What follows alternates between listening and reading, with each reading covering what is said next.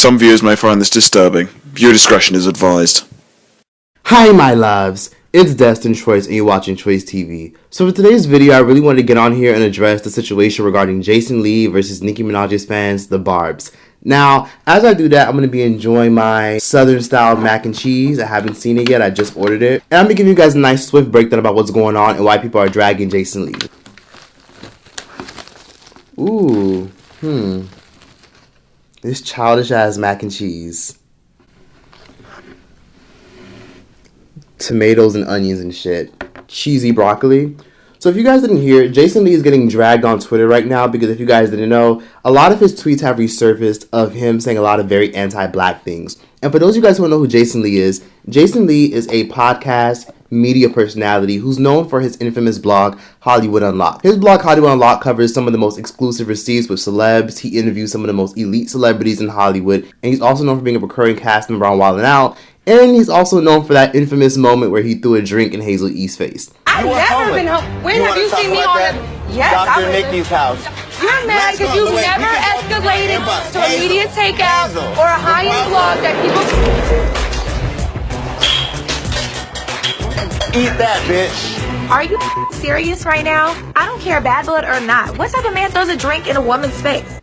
Yeah, that's him. So it's no secret that a lot of Nicki Minaj's fans do not like Jason Lee because Jason Lee has been linked and known to say a lot of very horrible things about Nicki Minaj. If you guys didn't know, Jason Lee, just like many other blogs, have been known to report on many negative things regarding Nicki Minaj, and he has even publicly attacked Nicki Minaj himself, despite him being cool and being cordial with Nicki Minaj back in 2017. So everybody thinks that I hate Nicki Minaj, and I've said many times on Hollywood Unlocked, I have no problems with Nicki Minaj, but I'm about to drop something really quick that's going to piss people off. Nicki Minaj used to pay somebody to call all the blogs and ask us to post about her. And I would say, well, first I start posting, and Nicki's exchange was, Nicki will like all your photos if you post them. So I would post and Nicki wouldn't like, and I would post and Nicki wouldn't like. And then I was like, why am I posting for this girl? She ain't did an interview, she ain't like nothing, she don't follow us, I don't know the girl, can't call her, can't talk to her. There's no value exchange.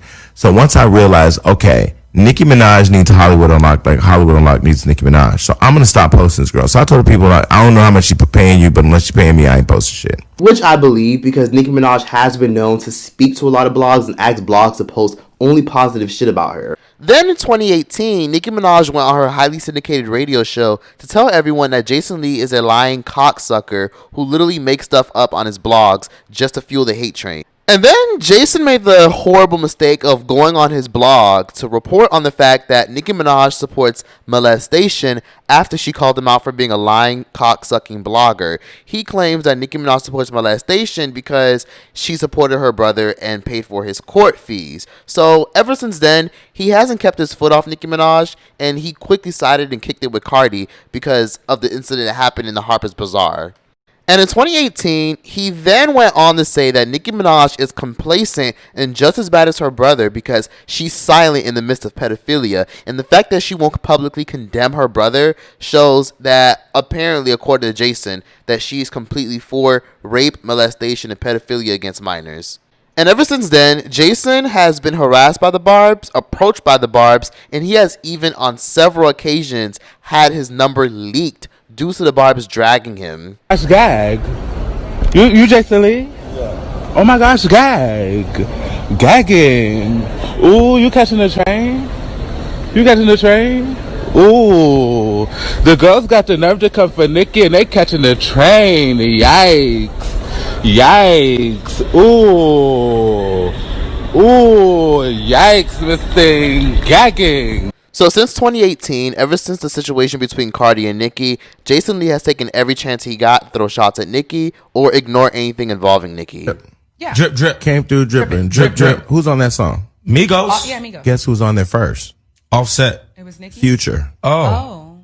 I thought it was, my bad. Who's touring with Nicki? Future. Guess why Future ain't on that song? Because she told him he had to... If he wanted to go on tour. Now let somebody challenge me and I will drop that. Because I got the reference track. I can't hear Future. Hold on. Die. And then her money's long, so she could pay people. Word on the street is Nicki has also called some OGs in prison to have them do something to Cardi. Problem is, they like Cardi. There's a whole bunch of receipts on Nicki Minaj that I got that I could put out that I haven't put out. Okay, so Hot Girl Summer, what do you think of Meg Thee Stallion? Have you guys met? Yeah, that's my girl. She's cool. Hot Girl Summer should have been a new ladies' night anthem of you, her, Saweetie, everybody. Like it should have she wasted it on Nicki. I just feel like it should have been like a song with like you like. All right, let's be clear. Any Nicki feature is like, damn, I got a Nicki feature. That's Nicki, but. Like, you can't just say she wasted it. That's Nicki Minaj. Well, I didn't mean, I didn't mean man, I'm not agreeing with you, bro. He said, I didn't mean it like that. No, you did. You said bro, that was crazy. No, I didn't mean it like that. And if that wasn't enough, Jason Lee even took the initiative to call out Doja Cat and call out the BARBZ for not condemning Doja Cat for her racist, problematic, and homophobic tweets from the past. Logging in for anything, I just want to know where the BARBZ are. Are they running this door at the canceled Doja Cat party because of the racist comments, or are they still trying to cheat and get her song back to #1?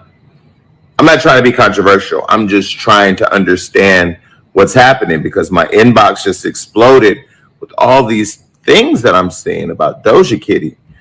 I'm gonna wait up a little bit. Could somebody please send me whatever it is that you're seeing, because the internet's really mad right now. So it's no secret that Jason Lee is obviously very good friends and in cahoots with Cardi B. So ever since then, he has pretty much been on Cardi B's side, and he has been pretty much dick riding Cardi B because obviously that's his friend. Let me put some vegan mayo in here.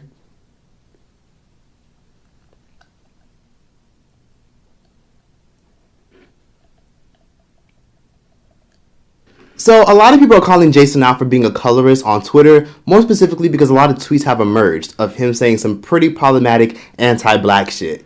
So Nicki Minaj's toxic fan base finally had enough of Jason and decided to air out all his dirty laundry and his anti-black tweets that he came for Doja for. Now, mind you, Jason is 42, so when these tweets were created, he was 32. Jason tweeted, "I'm glad that I'm part Italian, because if I was all black, I'd be mad all the time. I thought the car behind me was from Europe. The driver was so black, I only saw the passenger. Light-skinned dudes will never be out of style. We'll let y'all black niggas sit around and hate. Jealousy gets you no love." OMG, if I never tweet again, it's because I was killed at this black club, LOL. I usually don't frequent all black establishments, but the music is white, so we good. How this happen though? Black is beautiful, but yellow is better. I keep telling folks black is beautiful, but if you're darker than me, it'll never happen. And yes, you are darker than me, LOL. Now, overall, he has had a very problematic past of doing a lot of very colorist things. A good example was, if you guys didn't know, around 9 or 10 months ago, he had a situation with OG and Evelyn Lozada. I'm pretty sure a lot of you guys are familiar with the infamous colorism incident involving OG and Evelyn Lozada, where Evelyn was shading OG and she used a monkey emoji to describe OG. Not only that, she called OG ugly and dusty for literally no justified reason. Come to Costa Rica with cornrows in her hair. I have sat at dinner tables hearing her use the N-word left and right, and it's disgusting. I identify with being Afro-Latina, and guess what, bitch? I'm proud. Now, instead of Jason condemning Evelyn Lozada for her colorist and problematic and racist past, Jason and his group of co-hosts on his podcast decided to deflect from the situation and obviously be biased towards Evelyn and take her side. I'm gonna tell you what's sad, and it's our people that be using that colorist shit against each other. Latinos and other people of the brown community, although they may not have had the black experience, have had the black experience. The experience of being treated like a second-class citizen. The experience of being looked at when you walk in the store like you stealing. The experience of being judged and being treated secondary to white people. Yet black folks, we forget that. We forget that we need Mexicans in our country. We forget that people who are Puerto Rican or Dominican or from another third world country or another country like a Jamaica or Africa, black people, stop crying wolf. Stop calling colorism every single time something don't smell exactly the way that you smell it, because all of our experiences are different. And although we need to be understanding and compassionate and empathetic with what everybody experiences in life, everything ain't racism and everything ain't colorism. Old tweets were pulled of you saying that you weren't black, but now the whole African. Yeah, so that was going to be one of my.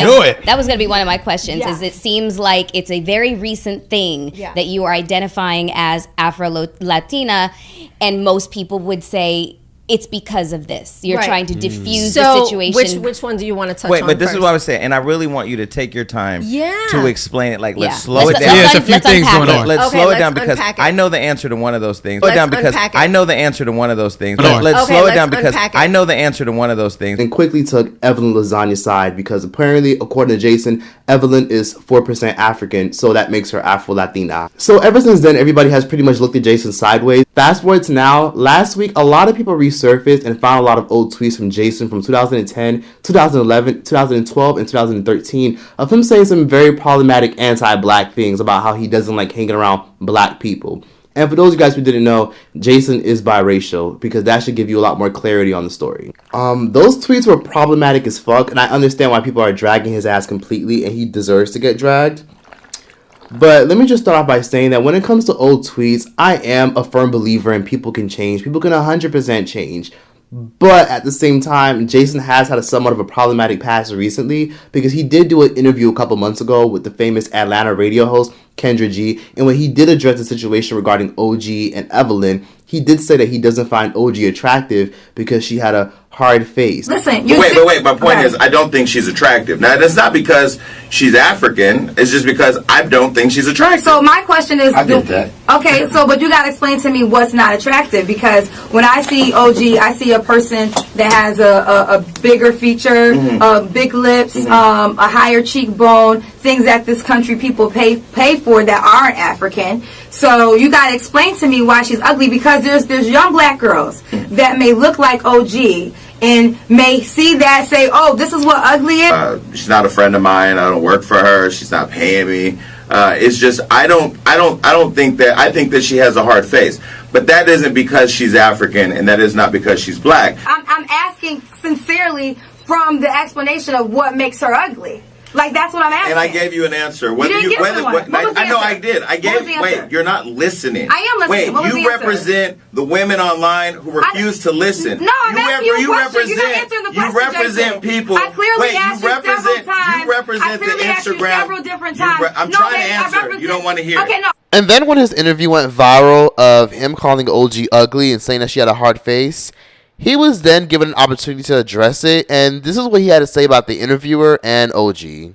But I've had a great experience with them because our job is to create conversations, not become the focal point of the conversation. So anyway. I mean, like you said, I think that you're starting to see how one of my favorite words, visceral, this conversation is. And Kendra G, being a black woman, she was definitely leading the conversation with, probably her own painful experiences, which we. But it was painful to see the glue on her frontal coming off. What if I would have licked my finger and wiped her head? Then what? Then I would have been a fucking colorist? At the end of the day, we all offend people. And guess what? Jason Lee's going to say what the fuck he wants. That's why you tune in, because I'm unfiltered. So I do question if he's actually sorry about these tweets. And in fact, he wasn't sorry about them to begin with, because he's addressed them before and he quickly said that he's not sorry and he's not addressing anything from 10 years ago. Jason did apologize, but a lot of people weren't really buying it necessarily, more specifically because he did deflect from the situation.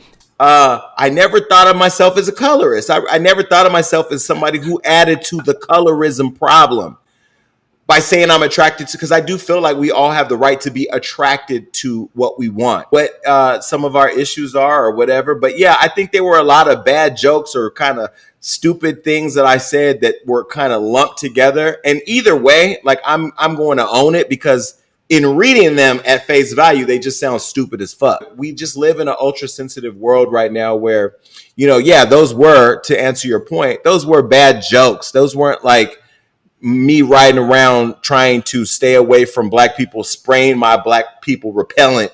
That wasn't that. It was just stupid ass, drunk ass Jason on Twitter. But nonetheless, they've surfaced and they've created a conversation. I've always said I want to have a conversation on colorism in general that's wrapped in, a real creative environment. So that way it's balanced and we can get through some real tough conversation.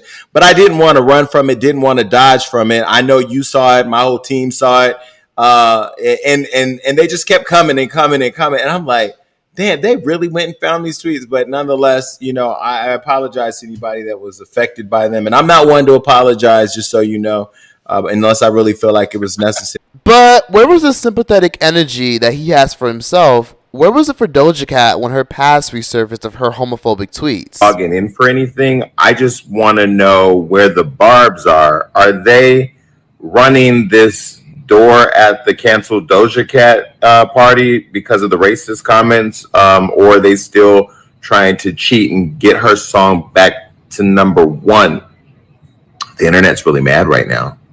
It's the same girl that called gay people faggots, so I don't even know why we're surprised. But anyways. As he was holding himself accountable and his co-host was holding him accountable, he kept deflecting with the but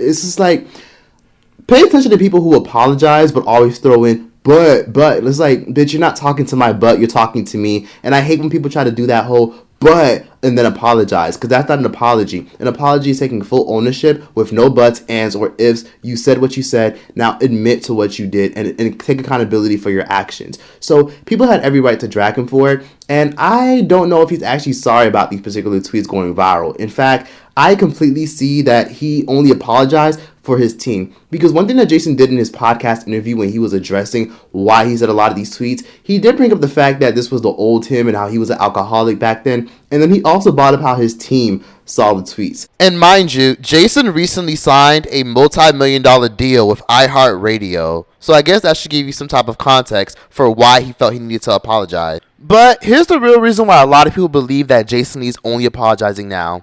So recently, I'll say around 5 days ago, Jason Lee announced, "I'm excited to finally announce that I've been invited by the Grammys to join as an official member. I set out to becoming a part of the Grammys last year. Now as a member, I plan to join the committee to help increase inclusion of black media and the members of the LGBTQ community." So recently, Jason announced that he's now going to be part of the Grammy committee, which means he'll now be able to have press passes, access to the Grammys, and now he'll have personal contacts, and he'll even receive many benefits for being a part of the Grammy committee. So after he announced that, Ariana Grande fans, especially the BARBZ, were quick to create petitions to make sure the Grammys didn't fall through with it. They brought up his anti-black tweets and his misogynistic claims about so many other women.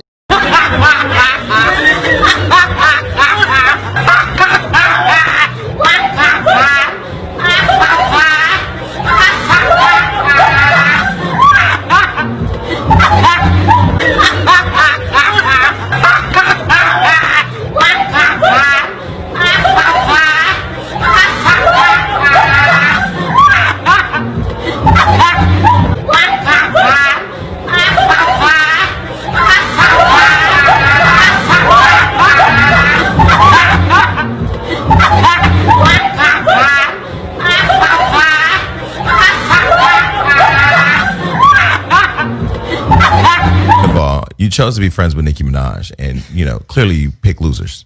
Picked the wrong team. And third of all, if I ever see you on an award show opening your legs up during a performance like you Beyonce, or you got, girl, you look like R. Kelly's snack. You need to stop. She is if you're fucking Ariana Grande, you want to fuck little kids for sure. That's not true. So that led a lot of people to believe that he obviously wasn't sorry, and he obviously only apologized because his team told him to.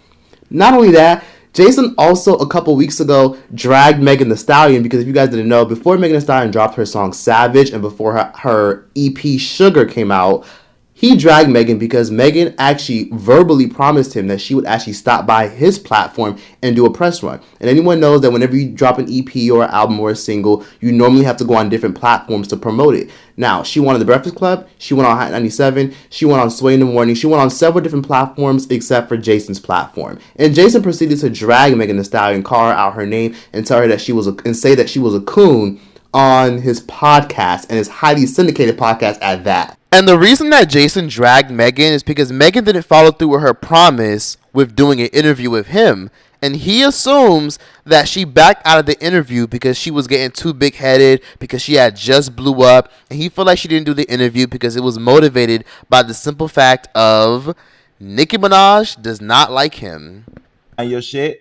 But the people watching this show are your people, and that's the problem with celebrities. She's with Rock Nation, her manager Christy, misguiding her career. Don't return a phone call. Then you got her publicist, whoever that is, probably some white chick telling she's gonna be somebody by being on the cover of Marie fucking Claire. I have a problem with that. But this is this is the shit that consumers are buying into. Go to Meg Thee Stallion's Instagram right now and ask her, girl, why are you not on a show that's being seen by heard by millions of people all across the country, and you on the cover of Marie Claire? Here we go. Where's her album? Where the fuck is her album? Let me see it. Put a song on right now.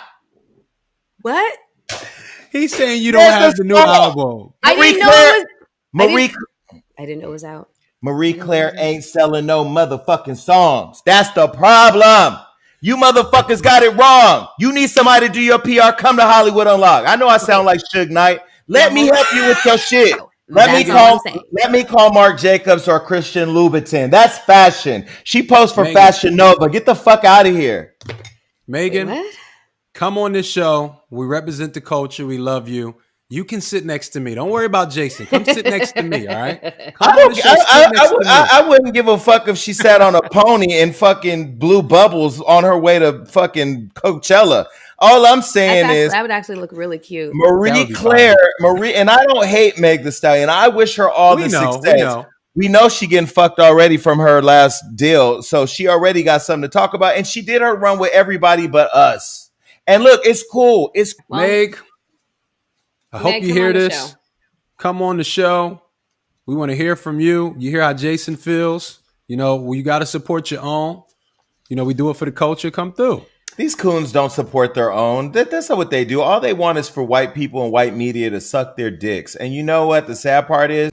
Now, Megan Thee Stallion doesn't even owe him anything, so I don't even know why he did that. And the fact that he did that already shows that, okay, Megan lied to you about doing your show. She skipped your show, but she's definitely not going to do your show now after seeing that shit.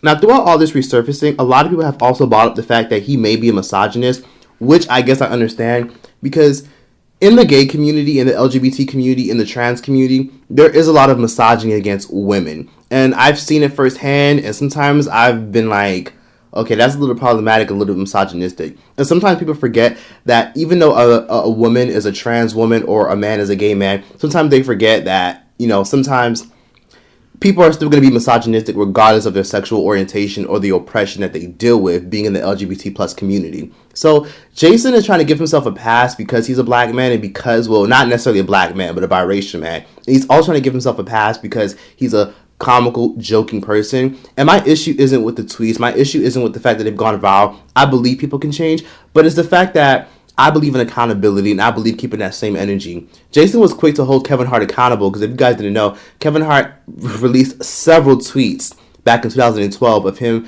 disrespecting, dragging black women, saying that darker skinned women have bad credit and, you know, gay people this and gay people that and so on and so forth. And Jason was one of the first people to drag Kevin Hart for his anti-LGBT comments. But the minute Jason makes some very anti-black comments, he's quick to deflect from them and slowly dwindle away from the conversation and turn it into a, I'm biracial, I was just joking, I was a different person back then. Okay, but I'm sorry. Which I question his apology, considering that when it was time for him to apologize for what he said about OG 6 months ago, this is what he had to say. Well, let me just jump right in and say, I don't apologize for a motherfucking thing. I'm going to own all my shit. And let me tell you, I said this very clearly, because then they did the whole, Jason's canceled. I don't give a fuck about nobody talking about me being canceled because that's the fucking problem I was addressing. Conversation, but I didn't want to run from it, didn't want to dodge from it. I know you saw it, my whole team saw it, and they just kept coming and coming and coming, and I'm like, damn, they really went and found these tweets. But nonetheless, you know, I apologize to anybody that was affected by them. And I'm not one to apologize. I apologize to anybody that was affected by them. I apologize to anybody that was affected by them. So for me, I don't believe Jason Lee is sorry. And I do believe that he's not anti-black. But at the same time, I also believe that he may be somewhat colorist. And I believe the BARBZ are full of shit too. Because the BARBZ only bought this shit up because they wanted a reason to drag Jason. They wanted a reason to drag him in a controversy. But that's that for this video. Please be sure to like, comment, subscribe. Tell me what you guys thought about this video. And yeah, I'm going to go eat my struggle mac and cheese. And I'm taking my ass right back to sleep. Troyce out this bitch. See, my days are cold without you. I'm other you. None of my heart compares no more. I just can't roll it back to you. Rolling back. See, my days are cold without you. Yeah. And I hold it up to you. None of my heart compares no more. I just can't run it back to you. Baby, I go out of the myself, cheating myself, I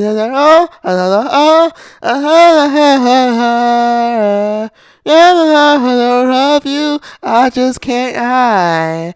I just can't hide, hurting myself. See, my days are gone without you.